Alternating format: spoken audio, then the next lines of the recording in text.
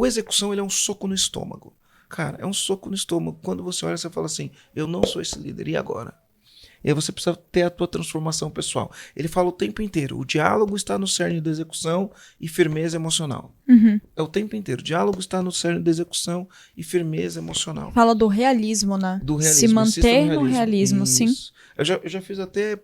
A gente fez um podcast falando sobre os 7 comportamentos do líder. E essa semana foi eu fiz com a uma Camila. live falando sobre isso. Ah, outra coisa que tem no motor da Tá liderança... aqui no... A gente vai deixar o podcast aqui no card daí pra você assistir. Se você tá no Spotify, qual que é o número? 21. Podcast 21, então. Aqui é o livro que fala do estômago. Então ele fala de estômago. E ele fala uma coisa interessante no livro. Que as pessoas que não têm estômago... O que é estômago? Capacidade de encarar os fatos e agir. Insistir no realismo.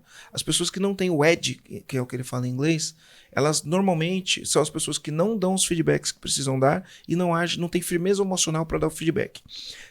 Quando os liderados avaliam esses líderes, normalmente os liderados avaliam mal esses líderes. Normalmente quem não dá os feedbacks não tem firmeza emocional é porque ele não quer que as pessoas fiquem chateadas com ele. Ele não quer ser mal visto pelas pessoas. Esses são os líderes que são mais mal vistos pelos liderados. É um paradoxo que precisa ser quebrado. Nesse livro aqui, ele fala a mesma coisa de uma outra maneira, tá? Ele fala a mesma coisa de outra maneira. Então foi um livro que no momento onde a gente estava sem resultado, eu li, fizemos um cumbuca desse livro e os nossos resultados mudaram, tá? Os nossos resultados mudaram. Esse aqui eu estava falando As Vantagens da Diversidade. Esse livro ele ajuda você a desenvolver a tua resiliência. Então, Aprenda a Ser Otimista com o Martin Seligman e As Vantagens da Diversidade com o Paul Stoltz.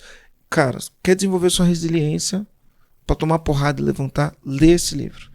Ele também é um romance, ele conta uma história.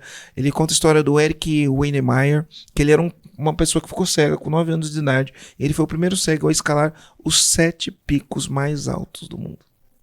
Uou. Sendo cego, ele escalou os 7 picos. Imagine o preparo de um cara para escalar os 7, sendo cego, sem enxergar, tendo que confiar nas outras pessoas, tendo que estar amarrado com corda num negócio que se ele der um passo em falso, ele cai, tendo que desenvolver a percepção, né, outras percepções que não a vista, e principalmente desenvolver esse negócio de confiar nas outras pessoas. Sim. Cara, demais o livro, fantástico. Também é outro livro que no momento de dificuldade ele ajudou a mudar a minha vida. Esse negócio que tu falou agora de confiar nas outras pessoas... Teve um treinamento que uma vez eu fiz, que eu posso chamar de treinamento espiritual, alguma coisa assim, né? Pra gente fazer uma limpeza interna. Mas um dos exercícios que a gente fez foi ir às 4 horas da manhã na praia, com venda. Você formava uma dupla. A pessoa que tava junto contigo, ela ficava sem venda. Era 4 horas da manhã, então tava de noite, né?